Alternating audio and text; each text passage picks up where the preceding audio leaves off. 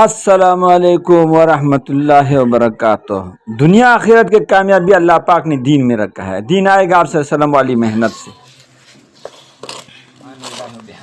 سبحان اللہ و بحمدہ سبحان اللہ العظیم و بحمدہ سبحان اللہ العظیم و بحمدہ سبحان اللہ و بحمدہ سبحان اللہ و بحمدہ سبحان اللہ العظیم و بحمدہ سبحان اللہ العظیم و بحمدہ استغفر اللہ۔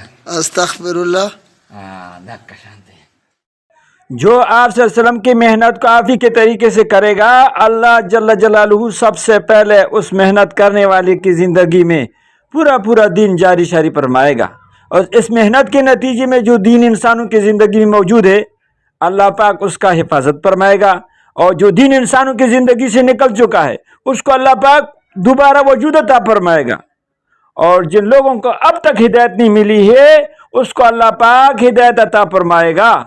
آپ صلی اللہ علیہ وسلم کا محنت نہ ملک کا محتاج ہے، نہ مال کا محتاج، نہ مادی اسباب کا محتاج ہے، بلکہ آپ صلی اللہ علیہ وسلم کا محنت آپ صلی اللہ علیہ وسلم کے طریقے پہ کرنا اللہ جل جلالہ نے سبب اور ذریعہ بنایا ہے سارے عالم انسان کو ہدایت پر آ جانے کی۔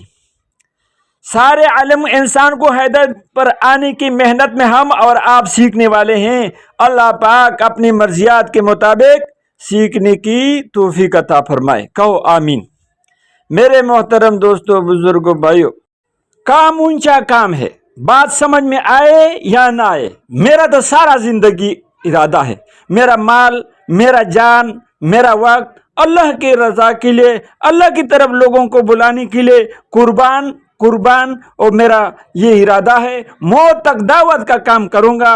آپ اپنی ارادے فرمائے۔ جن لوگوں نے ابھی تک 4 مہینے نہیں لگائے وہ جلد سے جلد 4 مہینے لگائے، اور بھائی بتائے کون تیار ہے؟